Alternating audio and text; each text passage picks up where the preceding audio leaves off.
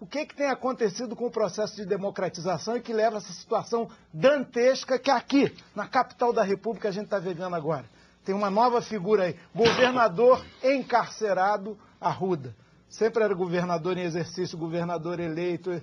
Agora é governador na cadeia, governador encarcerado. O vice renunciante, o que vem da Câmara também sem condições para exercer mandato. Isso é um exemplo, esse mensalão do DEM, como outros que envolveu o PT, como o PSDB, das instituições. Tudo isso, essas mazelas terríveis da política, enfraquecem a democracia. Portanto, o nosso entendimento é de que, se você amplia a lei das inelegibilidades para fazer aquilo, inclusive, que os partidos deviam fazer, mas não fazem, que é restringir, não os direitos do cidadão, mas o direito dele postular uma representação da população. Veja que não se está propondo nem caçar o direito de voto daquele cidadão, mas, e aí eu entendo que é necessariamente criterioso e restritivo, o direito de se candidatar a um mandato de representação. É isso que se postula. E, por fim, viu, Genuíno? Mas é uma cassação. A presunção, não é cassação, porque você tem critérios para ingressar no serviço público. Você inabilita um cidadão para ser candidato, claro, os direitos políticos dele. A partir de critérios, sim, a partir de critérios objetivos. Chico, se ele foi condenado, veja bem, Chico, nós não estamos falando de direito criminal. Olha bem. É direito eleitoral. Não, mas o crime é improbidade administrativa, e essa improbidade administrativa é motivo de perseguição em dezenas de prefeitos. O cara entra com a denúncia, o juiz de primeiro lugar aceita, acabou. Veja quantas lideranças... Não aceita e condena, né? Porque tem... Quando ele aceita, ele condena. Primeira instância, o projeto é complicado. Segundo, você simplesmente aceita a denúncia no Tribunal Superior, a pessoa está cassada. É uma culpabilidade, uma condenação sem o devido processo legal. E aí, Chico, a minha divergência também se explicita no seguinte: cessear direitos fundamentais com bases em juízos precários, em nome do bem maior, que é a proteção da sociedade, configura a negação dos princípios democráticos. E não é por acaso que todo regime de exceção buscou criar essa figura de contrariar a presunção da inocência. Até esse termo que não é do Chico, esse conceito de limpo e sujo, na sociedade humana, tem tragédias. Tem tragédias na sociedade humana. Quem era limpo e sujo na Alemanha, na Itália, aqui no Brasil? Como é que a ditadura caçava? Não era só por subversão nossa. Lacerda, Juscelino, quantos não foram caçados? Interesse político. Interesse político. Então, eu acho que o problema da corrupção, o problema do financiamento de campanha, tudo isso é grave. E nós temos que ter uma legislação à altura para isso. Agora, nós não podemos tutelar o cidadão. Eu respeito as entidades, respeito a igreja.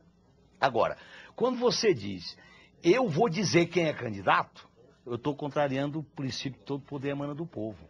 Dá todas as informações do povo. O candidato tem processo, informa tudo. O candidato tem vida pregressa, informa tudo e deixa o cidadão decidir. É aquela visão. Tem uns puros que não pode ser candidato e tem uns puros que pode. Se os puros amanhã forem puros. Porque esse conceito moral de puro e impuro, ele tem que ter uma racionalidade no devido processo legal. Isso abre uma porta, que não é a posição do Chico Alencar, que é um democrata, dá margem a tudo. E eu acho, Chico, que essa visão sacrifica a política. A crise da política tem que ser resolvida pelas instituições políticas. Se a gente vai fazer uma pesquisa na população, ela vai defender, por exemplo, que não pode ter representação no DF com essa crise. Por isso está correto?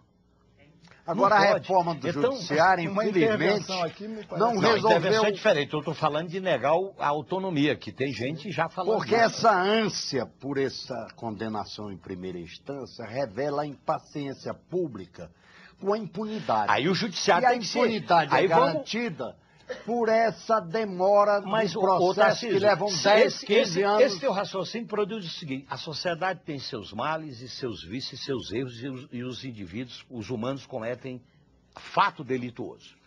Por que que a Declaração Universal dos Direitos do Homem, da ONU, diz o seguinte: toda pessoa acusada de um ato delituoso tem o direito de ser presumida inocente até que sua culpabilidade tenha sido provada de acordo com o julgamento e com o devido processo legal. Sim, mas olha só. Artigo 11 Por que essa declaração da ONU nasceu em 48 após o nazismo e o fascismo? Nós temos que ter um judiciário ágil, nós temos que ter uma reforma política, nós temos que ter transparência no processo eleitoral. A reforma do judiciário foi feita e não adiantou. Mas não é caçando direitos. Mas nesse raciocínio vai ter que vir uma ditadura.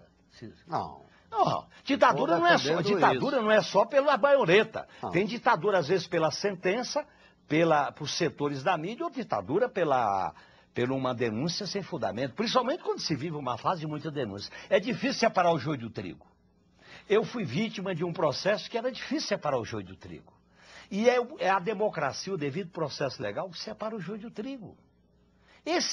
A sociedade humana só avança desta maneira. Eu não posso caçar direitos políticos. A lei das inelegibilidades, que é o artigo 14, que é a lei 64, Chico, ela prevê inelegibilidades, quer dizer, ela não caça o direito, mas ela prevê, por exemplo, o cara não pode ser candidato junto com o irmão, mas não está caçando o direito político. Se ele sai da circunscrição, ele pode ser candidato.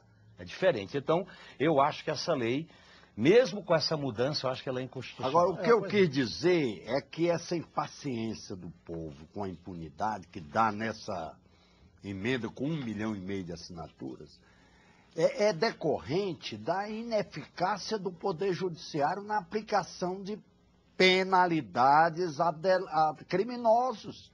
Porque um sujeito que faz isso na política brasileira, se aproveitando da sua condição, como foi o caso aqui no Distrito Federal, é um criminoso. Sim, pois é, Tarcísio. Eu entendo que a gente tem que ver direitinho o foco da iniciativa popular de lei.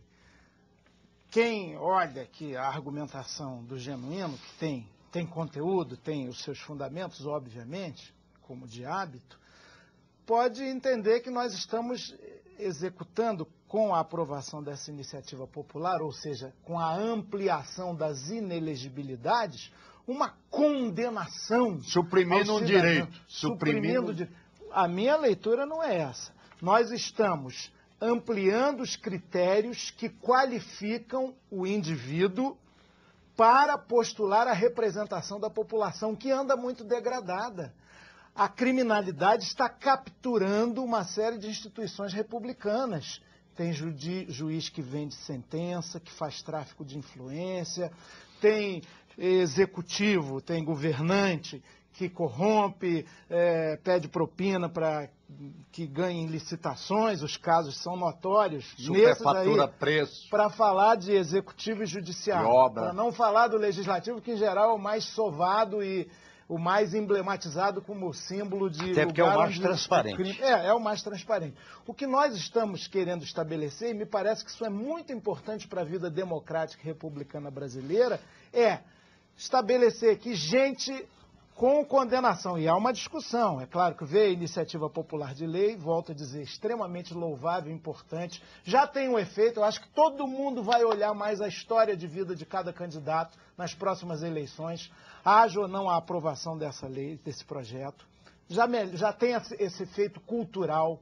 É claro que a questão de ficha limpa e suja, você não tem que entrar na ótica puritanista, é a simplificação para o entendimento da população, mas a vida pregressa do ponto de vista do interesse público e das suas relações sociais é muito importante para a pessoa reivindicar o direito de representar a população. E tem bandido que quer ser candidato para, obtendo mandato, fazer da imunidade parlamentar, no caso, impunidade criminal. Ou do foro especial por prerrogativa de função, chamado foro privilegiado, que existe também não só para parlamentares, o seu lugar, o seu locus para continuar delinquindo ou não ser processado ou condenado por crimes que já cometeu, de enriquecimento ilícito. O que há de aumento de patrimônio em quem está na vida pública no Brasil é uma grandeza.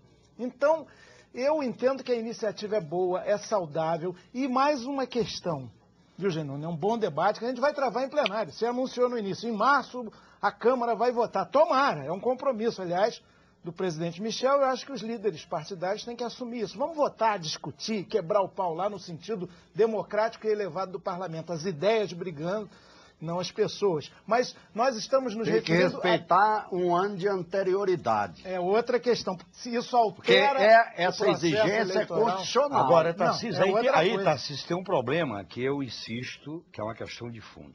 Nós vivemos uma crise da política no Brasil e no mundo. Seja pela tentativa de deslegitimação da política, seja pelo desgaste com as denúncias e corrupção, seja pelos crimes de improbidade administrativa.